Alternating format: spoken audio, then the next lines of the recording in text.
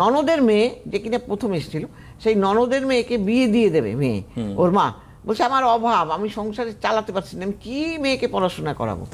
আমি তাকে বলেছিলাম যে আপনি একটা কথা বলবেন না, আপনি একটা কাজ করুন, আমি যা বলেছি করুন, দেখবেন ঠিক হবে, আজকে পড়ান ঠিক হবে। সেই মেয়ে পাশ করলো, ইঞ্জিনিয়ারিংয়ে টপার হলো, আজকে হয়ে সে স্কলারশিপ পেয়ে পেয়ে আজকে সে বিদেশ থাকে।